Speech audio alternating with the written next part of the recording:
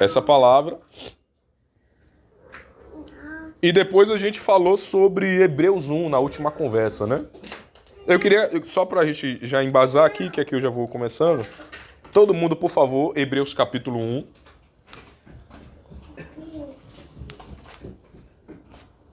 E aí, quem abrir primeiro, eu gostaria que, por favor, lesse o versículo 1 e o versículo 2. Hebreus capítulo 1, versículo 1 e 2. Antigamente, Deus falou muitas vezes e de muitas maneiras aos pais. Pelos profetas, antigamente, Deus falou muitas vezes e de muitas maneiras aos pais, pelos profetas. Mas nesses últimos dias, nos falou pelo Filho, a quem constituiu herdeiro de todas as coisas, e pelo qual também o fez o universo. Amém. Então esse texto de Hebreus capítulo 1, ele foi o texto base que nós usamos para a nossa última conversa. E o escritor de Hebreus aí, ele diz que no passado Deus falava através dos profetas, mas no tempo presente ele fala através do seu Filho. E quem é esse Filho de Deus aí que ele está dizendo? Esse Filho de Deus é Jesus, né? Então, se Deus falava antes, na antiga aliança, no Velho Testamento, por meio dos profetas, nesse Novo Testamento, nessa nova aliança, ele fala através do Filho. E esse Filho é Cristo. Porém, Jesus ele não é mais o Filho de Deus sozinho, né? Porque João, no capítulo 1, ele diz no versículo 11 e 12 que Jesus veio para aqueles que eram seus, mas eles não receberam. Mas aqueles que o receberam e creram no seu nome, foi dado-lhes poder para se tornarem filhos de Deus. Então, aquilo que o escritor de Hebreus está dizendo é que se Deus, nesse tempo presente, fala através do Filho, e as Escrituras dizem que Jesus não é mais o Filho de Deus sozinho, antes ele era o unigênito, ele deixou de ser o Filho único de Deus e passou a ser o primogênito, para que nós pudéssemos fazer parte da família de Deus na condição de Filho de Deus. Então foi por isso que Jesus veio e morreu na cruz. Ele não morreu na cruz para abolir o nosso pecado e nos livrar do juízo, mas ele morreu na cruz também para nos devolver para a relação com o Pai, né? Então, quando isso acontece, e tendo como base Hebreus capítulo 1, a gente vai entender que se Deus se comunica nesse tempo através de Jesus Cristo, que é o seu Filho, Deus também deseja se comunicar na terra através de Mateus. Porque Mateus agora ele é filho de Deus. Ele precisa se comunicar através da vida do meu irmão Valdir, porque meu irmão Valdir agora é um filho de Deus. Ele precisa se comunicar através da minha irmã Daniele, da minha irmã Sônia, da minha irmã Gabi, do meu irmão Cleiton, do meu irmão Danilo, de Esther, de minha vida. Por quê? Porque em Cristo todos nós agora fomos feitos filhos de Deus. Então significa que existe alguma coisa na terra que Deus precisa comunicar através da nossa vida. Então, se a gente ainda não sabe o que Deus precisa comunicar na terra através da nossa vida, significa que a gente precisa buscar, conhecer, procurar até encontrar isso. Porque isso vai resumir o propósito eterno de Deus para nós. Então, o propósito eterno de Deus para nós tem uma pequena passagem pela terra. A Bíblia diz que Deus nos gerou nele antes da fundação do mundo. E diz também, a gente vai chegar lá, que ele fez as boas obras para que nós andássemos nela. Então essas boas obras fazem referência do propósito eterno de Deus para nós. Então se Deus tem uma obra que revela o seu propósito eterno, qual é a minha participação nesse processo? É só desfrutar do sacrifício de Cristo como um salvo? É só vir para a igreja para receber a bênção de Deus, para receber a cura da minha doença, a restauração daquilo que está ruim, a provisão para a necessidade. Será que é isso que é o propósito eterno de Deus? Com certeza não, né? Então, a gente falou sobre isso na nossa segunda semana e eu queria pedir agora para que a gente abrisse a Bíblia em Efésios capítulo 1. A gente vai ler muito a Bíblia hoje, viu? Para quem não conseguiu ler as escrituras nessa semana, vai compensar agora, que a gente vai ler um bocado de texto. Era para você dar glória, viu? Vocês não estão nada evangélicos hoje. Amém aí, ó. Pelo menos uma resposta. Efésios capítulo 1, a partir do versículo 16. Do 16, um inteiro, né? Do 16 ao 23 e depois o capítulo 2 completo. Eu queria que alguém lesse o capítulo 1, do 16 ao 23, e uma outra pessoa lesse o capítulo 2 inteiro, por favor. Quem abriu aí já pode começar. Não cessou de dar por você, mencionando nas minhas orações. Peça a Deus de nosso Senhor Jesus Cristo, o Pai da glória, que conceda a você espírito de sabedoria e de revelação no plano conhecimento dele. Peço que ele elimine o ódio dos coração de você, para que saiba qual é a esperança da vocação de vocês, qual é a riqueza da glória da sua herança no santo, qual é a surpresa grandeza do seu poder sobre nós, que temos segunda eficaz da força do seu poder. Ele exerce este poder em Cristo, ressuscitando e deste os mortos e fazemos assentar sua direita na região celestial, acima de todo principado, potestade, poder, domínio de todos, nome que possa mencionar não só no presente sexo, mas também no vindouro, e sujeito todas as coisas debaixo do pé de Cristo, e para ser a cabeça sobre todas as coisas, e deu à igreja, a qual o seu corpo plenitude daquele que tudo enche em todas as coisas. Amém. O que é que Paulo escreveu essa carta para os Efésios? E esse primeiro capítulo ele já começa de forma muito poderosa, porque Paulo vai falar sobre nós, na condição de corpo de Cristo, estarmos em uma outra dimensão. E que dimensão é essa? As regiões celestiais. Acima de todo principado, potestade, dominador ou influência que exista.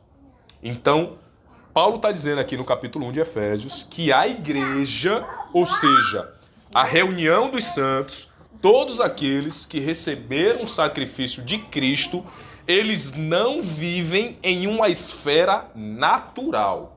Eles vivem e habitam em uma esfera sobrenatural. Qual é essa esfera sobrenatural? É a esfera do governo de Jesus. Então ele está dizendo, vocês estão assentados com ele. Ele quem? Com Cristo. Nas regiões celestiais.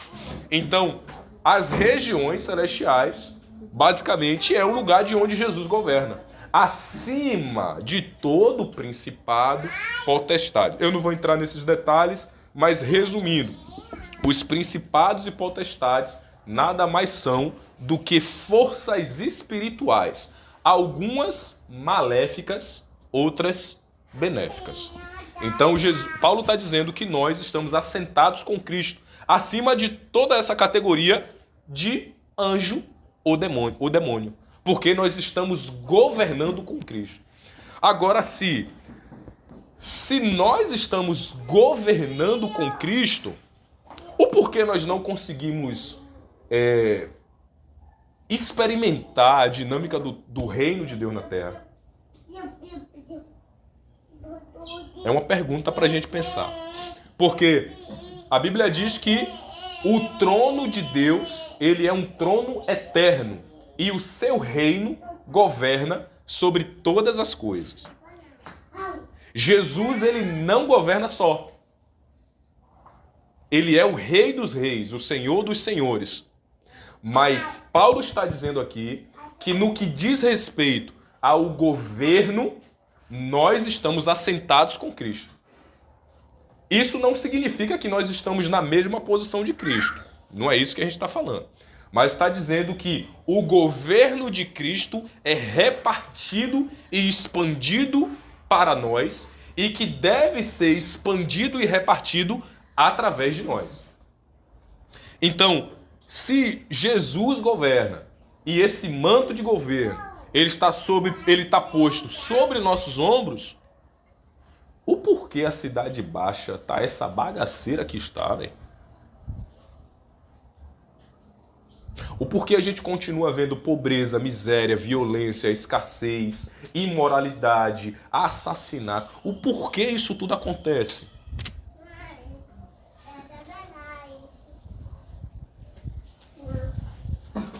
E aí, eu vou pedir agora para continuar a leitura. Efésios capítulo 2. Completo, viu? Vai ser uma leitura um pouco longa. E vós vos ficou, estando vós mortos em ofensas e pecados, em que noutro tempo andaste segundo o curso deste mundo, segundo o príncipe da potestade, a do Espírito, que agora opera nos filhos da desobediência. Capítulo 3. Entre os quais todos nós também andávamos nos desejos da carne, fazendo a vontade da carne e dos pensamentos. Éramos por natureza filhos da ira, como os outros também. Versículo 4. Mas Deus, que é riquíssimo em misericórdia, seu muito amor com que nos amou, estando nós ainda mortos em nossas ofensas, vivificou juntamente com Cristo. Pelas graças sois salvos. E nos ressuscitou juntamente com Ele e nos fez assentar nos lugares celestiais em Cristo Jesus, para mostrar nos séculos vindouros as abundantes riquezas da graça, pela benignidade, para conosco em Cristo Jesus. Porque pela graça sois salvos por meio da fé. Isto não vem de nós, é dom de Deus. Não vem das obras, para que ninguém se glorie. Porque somos feitura sua, criados em Cristo Jesus, para as boas obras, as quais Deus preparou para que andávamos nelas. Até aí. Olha que legal. No capítulo 1 de Efésios, Paulo está dizendo que nós, como corpo de Cristo, estamos assentados com Cristo nas regiões celestiais, acima de todo principado, potestade, poder ou domínio. A gente não está sentado lá para ficar fazendo pose. Tem um motivo. Tem um propósito. Então, o apóstolo Pedro, ele vai dizer lá, acho que é 1 Pedro, capítulo 2, versículo 9 e 10, ele diz assim, ó: vós sois a geração eleita, sacerdócio real, nação santa, povo adquirido, para que anuncieis a virtude daquele que te chamou das trevas para a sua maravilhosa luz. Vós que não eram povo, mas agora sois povo, foram chamados para compartilhar as virtudes daquele que vos resgatou, alguma coisa assim. Então, é basicamente a mesma coisa que Paulo está dizendo aqui. Ele está dizendo agora no capítulo 2 que nós fomos vivificados em Cristo. Nós agora não andamos mais, ou pelo menos não devemos andar, nas obras do pecado. Do príncipe que opera na potestade dual, ou seja, ele está falando de uma influência maligna que fala sobre a questão de carnalidade. E aí ele diz, ó, nós em um outro tempo éramos filhos da ira. A nossa natureza era uma natureza caída, mas em Cristo o Senhor nos vivificou para as boas obras. Aí versículo 8 ele está dizendo, ó, pela graça vocês são salvos. Isso não vem de vós, mas é um dom de Deus. Não vem das obras, para que ninguém se glorie. Porque somos feituras dele, criados em Cristo, para as boas obras que Deus estabeleceu para que andássemos nela. Então, quando Paulo está falando sobre isso aqui, ele está falando sobre o propósito da salvação, Mateus. Nós fomos salvos por meio do quê? Por meio da fé. Por meio da graça mediante a fé. Né? Então Jesus morreu, nos salvou e a partir disso nos assentamos nas regiões celestiais. Fomos salvos da ira de Deus. Mas o porquê Mateus foi salvo? O porquê Danilo foi salvo? O porquê eu fui salvo? Pra gente vir para a igreja quarta, sexta e domingo? Pra gente bater ponto, participar de sala de oração, cantar no louvor, limpar o chão, arrumar a cadeira, dar dízimo e oferta? Esse não é o propósito da salvação. O fator do congregar faz parte da vida da igreja. Mas Paulo está dizendo aqui que o propósito da salvação é andarmos em boas obras. A salvação não vem pela prática das boas obras, mas nós fomos salvos para realizar boas obras. E aí tem algo interessante aqui. Eu já estou acabando, viu? Comecei agora, mas já estou acabando. Mas a gente vai ler alguns textos ainda. Esse termo aqui, ó, boas obras, é o termo ergon ágatons. Ergon fala sobre obra, tarefa, ação e fruto de um trabalho. E isso aqui é a resposta porque a cidade está ruim. Isso é a resposta porque o bairro está ruim. Isso é a resposta porque famílias estão ruins. E às vezes até porque a nossa própria vida está ruim.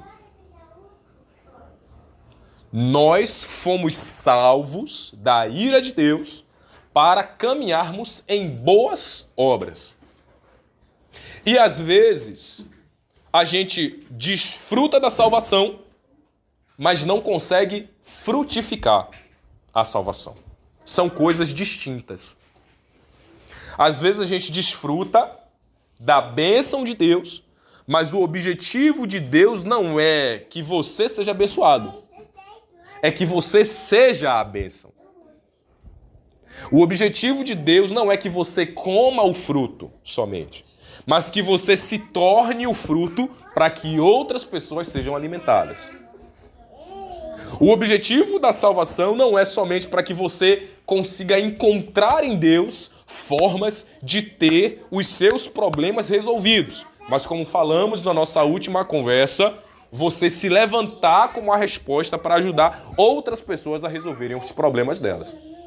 Então, todas essas características compõem o conceito de boas obras. Ele está falando aqui, o termo ergon é obra, trabalho, ação, fruto de um trabalho. Agora, se a boa obra é o fruto de um trabalho, como nós vamos frutificar se nós não estamos trabalhando? Como nós vamos frutificar, Mateus, se a gente não sabe o que Deus está fazendo? Então a gente conversou sobre isso aqui quando eu falei de Lucas 15, a figura do filho pródigo. Jesus disse lá em João capítulo 5, aquilo que eu faço, eu não faço de mim mesmo, eu faço porque eu vejo o meu Pai fazer. Ou seja, Jesus, quanto Filho de Deus, está todo o tempo olhando para o Pai, contemplando o que o Pai está fazendo. E o próprio Jesus disse em João 5 que o meu Pai está trabalhando até agora. Então Deus está cumprindo uma tarefa. E se nós fomos feitos filhos de Deus, nós somos a mão de obra de Deus na terra. Nós precisamos trabalhar com Deus. Nós precisamos cooperar com Deus. E aqui está a resposta dos reais motivos pelos quais a cidade está ruim, o bairro está ruim, a família está ruim e às vezes até a nossa vida está ruim. Ah, mas isso não acontece por causa do pecado do lugar? Sim, acontece. Mas você quer ver o pecado do lugar, ele ser, claro, que em uma pequena proporção subjugado? É quando a prática da justiça ela aumenta naquele lugar. Então aqui a gente vai ter, inclusive, lá a intercessão de Abraão com os anjos do Senhor, naquele diálogo em Gênesis, sobre a destruição de Sodoma e de Gomorra. Pô, o Senhor vai destruir a cidade por se tiver 50 justos lá. Se tiver lá 30 justos, se tiver lá 10 justos. Então o que é que está acontecendo ali naquele episódio? Aquele episódio é uma intercessão de Abraão. A cidade de Sodoma e Gomorra estava devastada por causa do aumento e do pecado. Deus iria aplicar ali o juízo, mas ele tenta conscientizar a Deus, vamos dizer assim, de que, poxa, se tiver ali a prática da justiça, o Senhor vai destruir o lugar. E aí Deus começa a mudar de ideia. Isso é impressionante. Então a gente percebe que o meio pelo qual Deus priva um lugar de receber o juízo não é o nível ou medida do pecado, mas é a prática da justiça. Então a prática da justiça é as boas obras que Deus preparou para que nós andássemos nela. E aí existe um outro termo aqui, ó. Boas obras, ergon, que é obra, efeito, tarefa, ação, fruto de um trabalho. E ágatons, que é algo benéfico, útil e que traga bom proveito. Então, o que é a boa obra? É um trabalho que tem um fim proveitoso para que o outro conheça a Deus. A boa obra é uma tarefa que precisa produzir um tipo de fruto aonde Deus seja conhecido. Aí tem um outro termo interessante aqui, ó, que é a palavra kalos. Eu vou pedir aí agora para que alguém abra Tito, capítulo 2, versículo 14. Tá compreensível, gente, o que eu estou conversando? Tá dando para entender? Se tiver dúvida, pode perguntar, viu?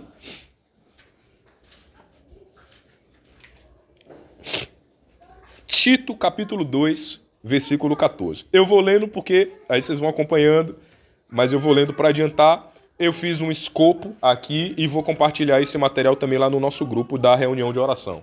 Para quem quiser ler, meditar. Tito, capítulo 2, versículo 14, diz assim, ó. Ele se entregou por nós, a fim de nos remir de toda a maldade e purificar para si mesmo um povo particularmente seu, dedicado à prática das boas obras. Agora, Tito, capítulo 3, versículo 8. Tito 3, versículo 8. Quer ler, por favor? Fiel é esta palavra, e quero que você afirme categoricamente essas coisas, que os que creem em Deus se empenhem na prática de boas obras. Repita, por favor. Para os que creem em Deus se empenhem na prática de boas obras. De novo, por favor. Para os que creem em Deus se empenhem na prática de boas obras. Tais coisas são excelentes e úteis aos homens. Olha isso. No título 2,14, Paulo tá conversando ali com Tito, dizendo, ó, Cristo, ele se entregou por nós, Cristo se entregou por nós, a fim de nos remir, nos restaurar de toda a maldade, purificando para si um povo dedicado às boas obras. Então, ele está falando aqui mais uma vez sobre o objetivo da salvação. Eu não fui salvo para ficar lá no céu deitado numa nuvem. Como a gente já ouviu vários diálogos do cara, rapaz, eu vou pro céu para quê? Para ficar lá deitado numa nuvem o dia todo, sem precisar fazer nada. Esse não é o objetivo da salvação, isso é loucura. Hã? Espírito de Goku.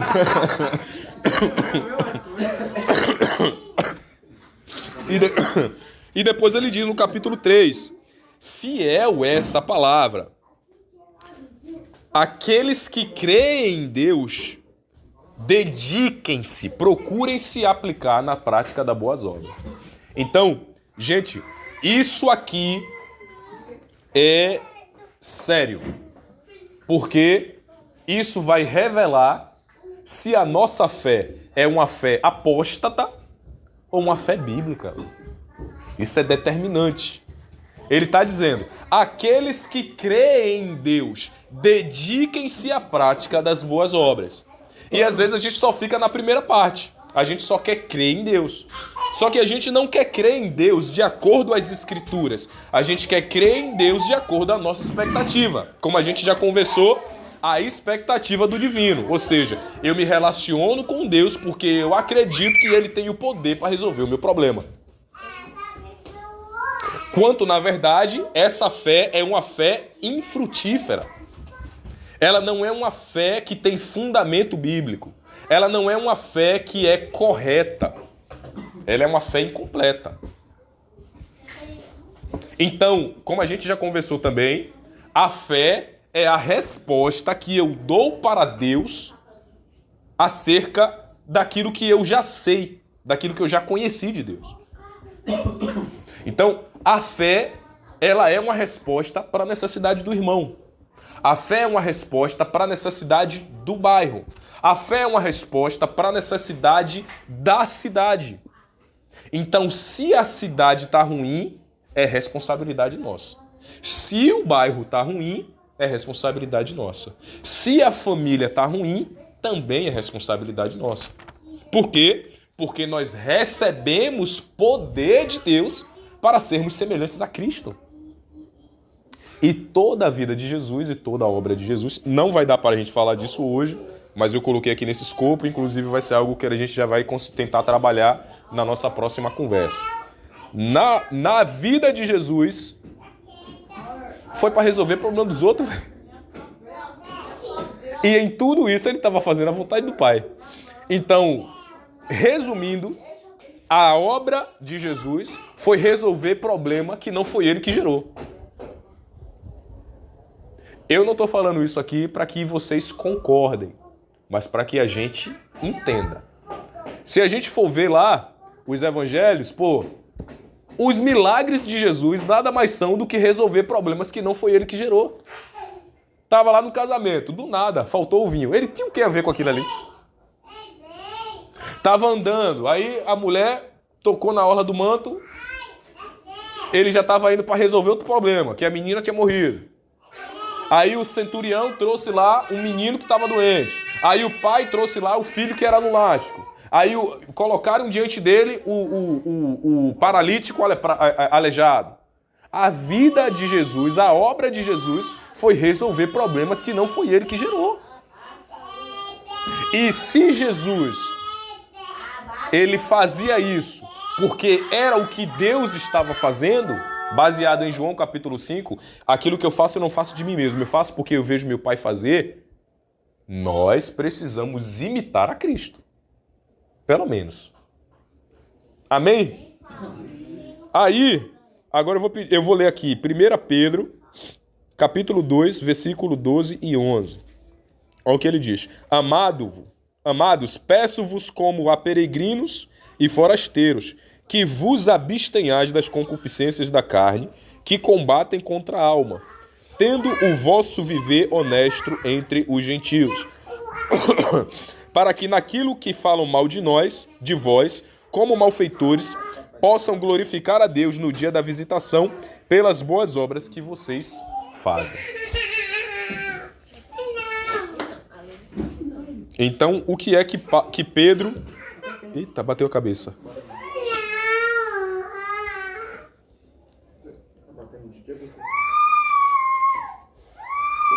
Então, olha o que Paulo está dizendo, ou o que Pedro está dizendo aqui, ó, que a gente sabe esse jargão, né? O texto, como é? Nós somos cercados por uma nuvem de testemunha. Ou seja, de todo canto tem gente olhando para o nosso estilo de vida. Mas uma das coisas aqui que Pedro está dizendo é que essas pessoas, o motivo pelo qual essas pessoas podem glorificar a Deus é eles olhando para a nossa vida através das nossas boas obras. Então, as nossas boas obras, meu irmão Valdir, é motivo do ímpio glorificar a Deus. E às vezes o ímpio não consegue glorificar a Deus porque nós não estamos trabalhando nas boas obras. É compreensível isso? E aí, tem uma frase muito interessante de Martinho Lutero, pai da Reforma Protestante. Ele diz assim, ó. Todo mundo já ouviu falar de Martinho Lutero? Né? Martinho, para quem não sabe, Martinho Lutero, ó, esse evangelho reformado hoje que vivemos, ele foi, como é que eu posso dizer? Ele foi provocado para que nós pudéssemos alcançar através de Martinho Lutero. Então, Martinho Lutero era um padre da Igreja Católica que no período ali de 1500 houve uma reforma teológica na Europa que a gente chama de reforma protestante. Por quê? Porque a Igreja Católica tinha mudado vários ensinos das Escrituras e tinha privado o povo de ter acesso à palavra de Deus. E o que foi que Martinho Lutero fez? Ele se tornou basicamente um revolucionário. Então ele pegou a palavra de Deus, começou a traduzir em vários idiomas diferentes e começou a ensinar o evangelho a várias pessoas, a várias nações, a vários povos não alcançados. Isso começou a gerar vários líderes ao redor do mundo, o que culminou naquilo que a gente conhece historicamente hoje de reforma protestante. Então, esse padre, Martinho Lutero, ele foi uma peça fundamental da construção da igreja, né? A igreja como um todo, não uma instituição religiosa. E ele tem uma frase muito coerente, que é um comentário dele falando sobre a justificação, e ele diz assim, ó: a justificação é pela fé, mas a verdadeira fé nunca vem sozinha. Ela é acompanhada de obras. E mostra que Deus não apenas nos salva de obras mortas, mas nos salva para vivermos em obras vivas de amor ao próximo. Que coisa linda, velho. Então, o que ele está dizendo? O que seriam as obras mortas? O pecado, a mentira, a corrupção, a imoralidade, o assassinato, o adultério, a fornicação, a feitiçaria. Tudo isso são obras mortas. Agora, o que é obra viva? Aí ele resume que a obra viva é toda a atitude que eu preciso ter com o meu próximo, a fim de trazer para ele conhecimento de Deus, a fim de revelar para ele o amor de Deus. E aí, já tô acabando, viu? Eu disse que eu estava acabando há quantos minutos atrás? João 15, versículo 1 ao 8. Vou pedir aí para alguém ler João 15, do 1 ao 8. Enquanto isso, eu vou apoiar.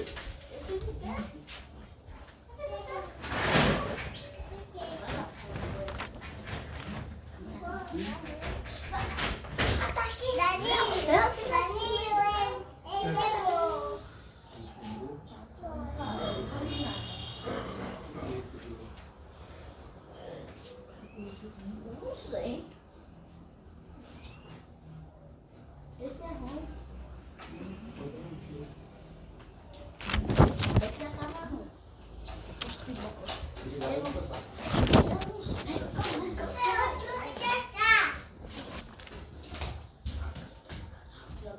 O negócio testificou aqui lá, viu? Foi. Foi longe do pensamento. O senhor.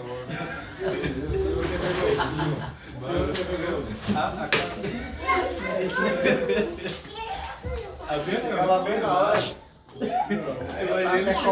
Oi, princesa. Parece um baratinho.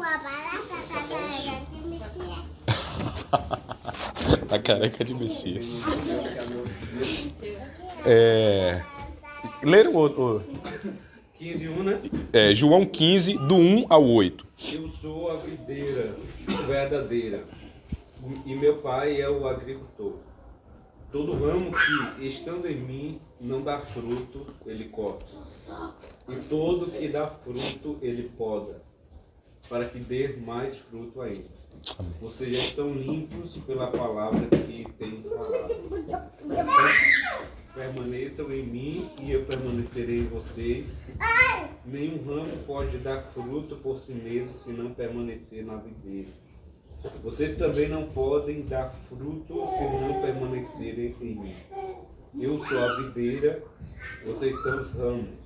Se alguém permanecer em mim e eu nele, esse dará muito fruto, pois sem mim vocês não podem fazer coisa alguma. Se alguém não permanecer em mim, será como um ramo que é jogado para fora e seca. Tais ramos são apanhados, lançados ao fogo e queimados. Se vocês permanecerem em mim e as minhas palavras permanecerem em vocês, pedirão o que quiserem e será concedido. Meu Pai é glorificado pelo fato de vocês darem muito fruto, e assim serão meus discípulos. Amém. Glória a Deus.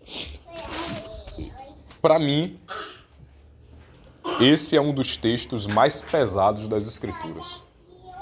Porque o discurso de Jesus ali é sobre aquele que está nele.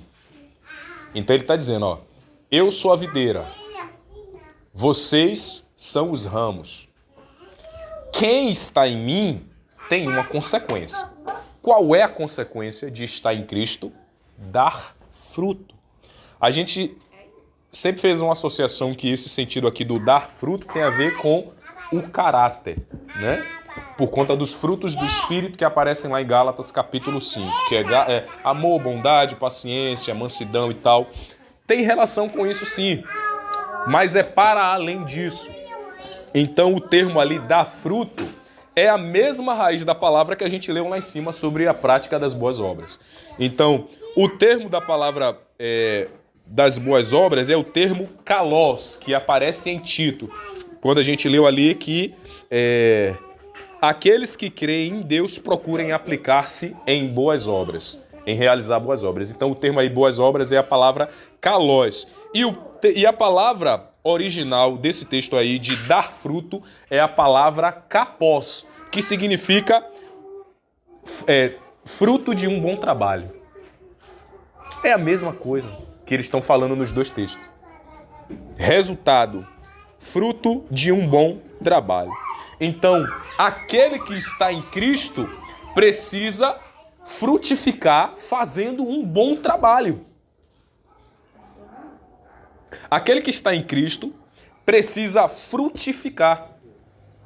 Ou seja, a linguagem espiritual aqui desse texto é que as boas obras, ou seja, o fruto desse trabalho, é o resultado visível da vida de Cristo em nós, do operar do Espírito em nós, que não está relacionado só a ter um caráter alinhado, ilibado, mas também executar as obras que Cristo fez.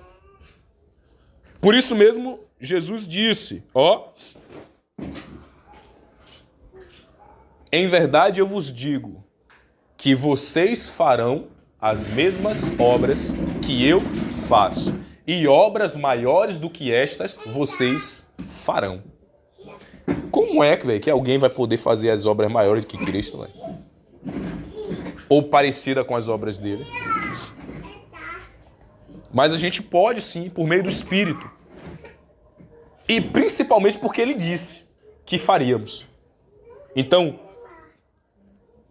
olha o que ele diz aqui, Mateus 7, versículo 17 e 19. Toda árvore boa produz bons frutos, mas a árvore má produz maus frutos. A árvore que não dá fruto é cortada e lançada no fogo. É basicamente a base desse texto de João 15. Então ele disse, em João 15 ele disse, a vara que der fruto vai ser limpada para que dê mais fruto. Mas aquela que não dá fruto, ela vai ser cortada, jogada fora e depois de estar seca, vai ser pega e lançada no fogo. Isso é sério. Então, se nós não estamos frutificando, pode ser por 3 fatores. O primeiro fator é porque talvez a gente não esteja em Cristo, que é o mais grave de todos. O segundo é porque nós não entendemos o Evangelho. E o terceiro é porque nós estamos em Cristo, estamos entendendo o Evangelho, mas a nossa resposta em frutificar ainda está muito lenta. E a gente precisa resolver isso. Como é que pode se resolver isso? Arrependimento. Como é que se pode resolver isso? Uma intensidade na vida da oração e simplesmente dar resposta para aquilo que a gente já sabe da parte de Deus. Então são caminhos práticos que a gente pode fazer para que a gente não esteja vulnerável ao juízo de Deus. Porque essas duas condições que Jesus coloca aqui, tanto em João capítulo 15 quanto em Mateus capítulo 7, é que aqueles que estão neles têm uma responsabilidade. Qual é essa responsabilidade? Frutificar, caminhar em boas obras. Produzir fruto de um bom trabalho.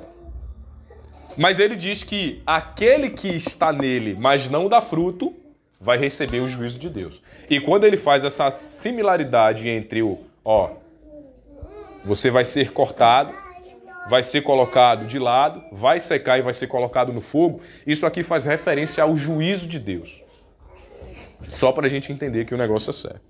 E aí, já vou ler só duas coisas, eu não vou entrar em outro detalhe aqui de Tiago, vou deixar para a próxima, mas eu quero ler agora aqui 3 comentários de 3 homens de Deus.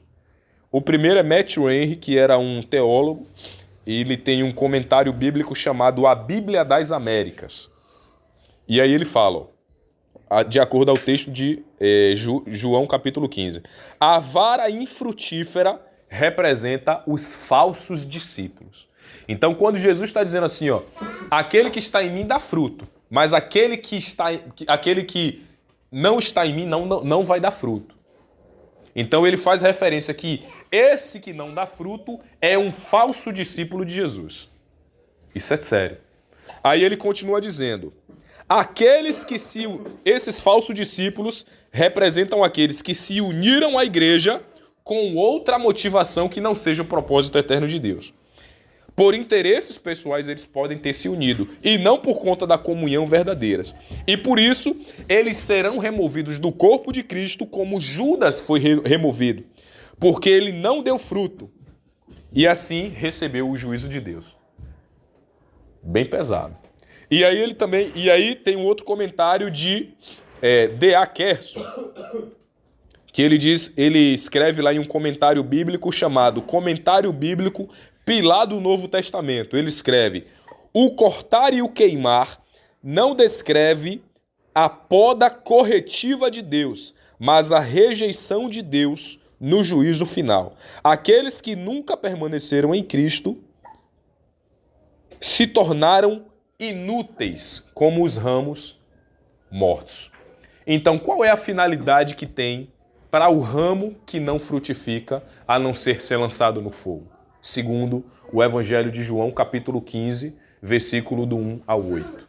Né? Então, esses 2 homens de Deus aí, em épocas diferentes, eles comentaram a partir da mesma perspectiva, trazendo para nós, enquanto filhos de Deus, a responsabilidade de caminharmos nas boas obras e frutificarmos. E a consequência é que, se nós não conseguirmos dar fruto, é porque pode ter um problema com a nossa fé. Pode ter um problema com a resposta que a gente tem dado para Deus. E para isso cabe arrependimento. Agora eles também falam sobre um outro extremo, que é, talvez se você não dá fruto é porque você talvez não entendeu o Evangelho ou então não está em Cristo genuinamente. Eu acredito que para nós não está relacionado o não estar em Cristo. Eu acredito que para nós pode ter pequenas dificuldades de conseguir corresponder a Deus, corresponder ao Evangelho, entender que nós temos uma responsabilidade, precisamos dar resposta ao mundo. Então eu acredito que é isso. Faz sentido isso, irmãos?